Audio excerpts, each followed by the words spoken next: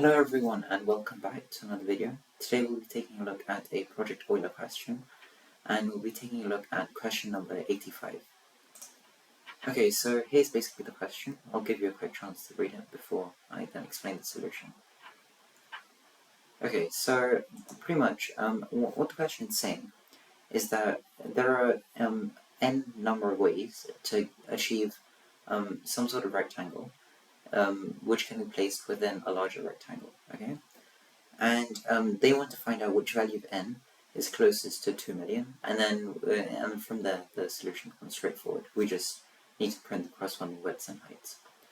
So the first thing which we do need to do in this question is come up with some sort of function which, actually I shouldn't be naming them, any of them.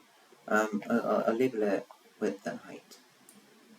So for any width and height of a larger rectangle, this function will print the number of rectangles which will fit inside this larger rectangle. Okay? And then we just need to see which one of these functions is closest to 2 million. Okay, so let's start by just exploring any rectangle of arbitrary width and arbitrary height. So maybe if we let the widths and heights remain W and H. So and if we consider the number of ways in which we can achieve the rectangles. So let's basically fix the height to be 1. So where the height of rectangles is 1, of smaller rectangles is 1. I don't mean the larger rectangle, I mean the smaller one, okay?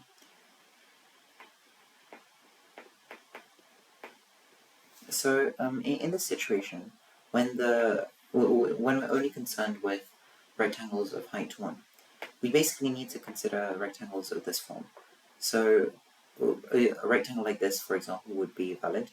Another rectangle would be something like this, and etc., etc. So maybe if we basically let the width of the rectangle be 1, then the number of possibilities. Also, one more thing which I'll do is that the larger width and the larger height maybe we'll represent with capital W and capital H.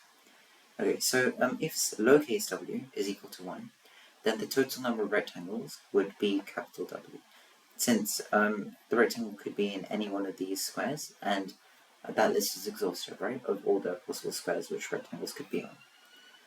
Okay, and now let's consider if width is equal to 2, and then maybe we'll consider width is equal to 3, and then also try to generalize from there.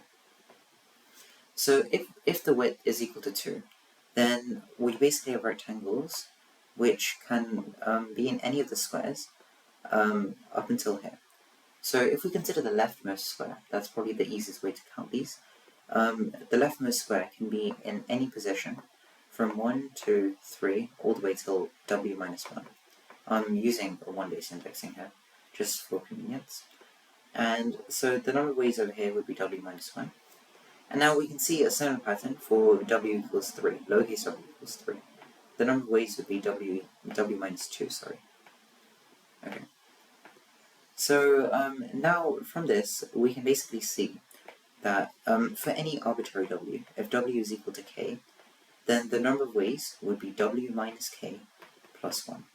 And now, the reason why this formula works is because if we just consider the leftmost square, exactly how we did with the earlier cases, the leftmost square can be in any position.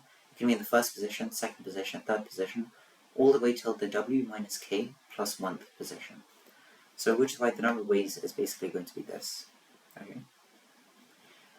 But we're not done yet. Since each of these rectangles, we only consider the cases where the height is equal to 1.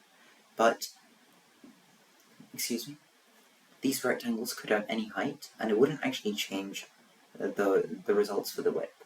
So here's basically a key realization when we solve this problem, that the height and width values are completely independent of each other. Okay? So this basically means that this is the number of ways in which we can generate all the widths, and now it will actually be the exact same for all the heights. So if we just we can just copy paste this exact thing, and then it will be the same for the heights.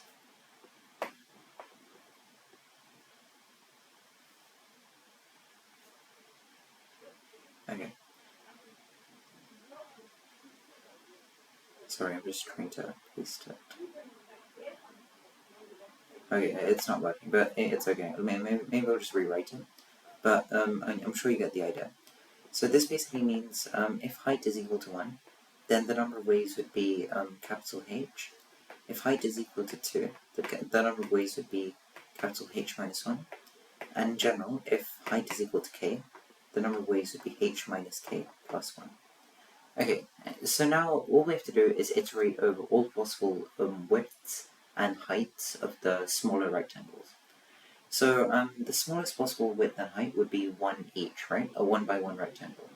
And the largest possible would be a w by h rectangle. So it would basically be a smaller rectangle which is exactly the same as the larger rectangle. So that's pretty much it. Let's just look at the code really quickly.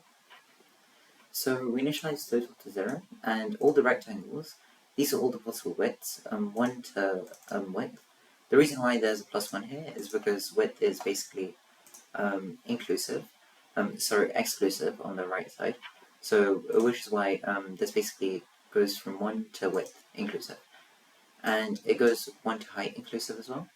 And then we basically multiply the ways in which we can get the widths and the ways in which we can permute the heights. And then we repeat this for all possible widths and heights and sum them all up into total. And then finally we just return total.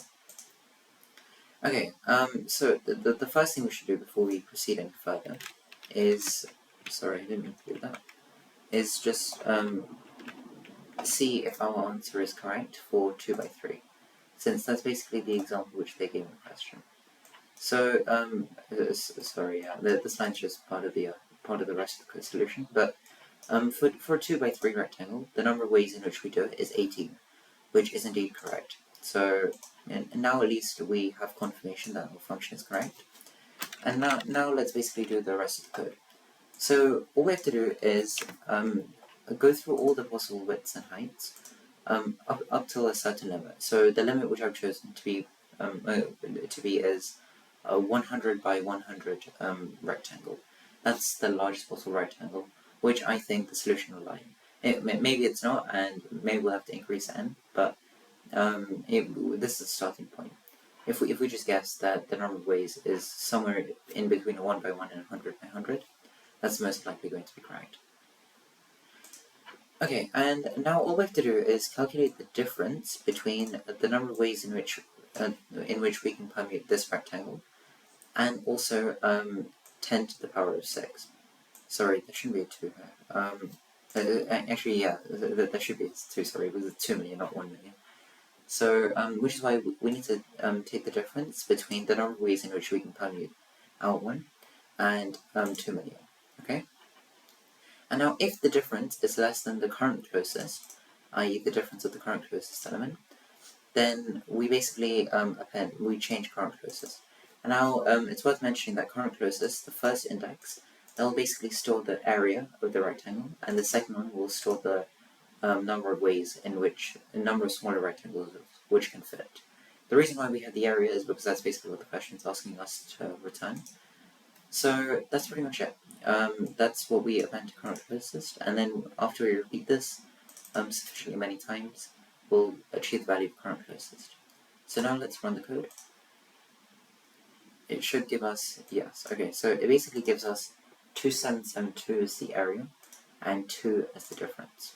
So the difference being the number of ways. So this basically tells us that the number of ways for this particular rectangle of area 2772 is either 2 less than 2 million or 2 more than 2 million. Okay, and that's pretty much it. So this answer does turn out to be correct. The answer is basically 2772. So yeah, that's pretty much it for this particular video.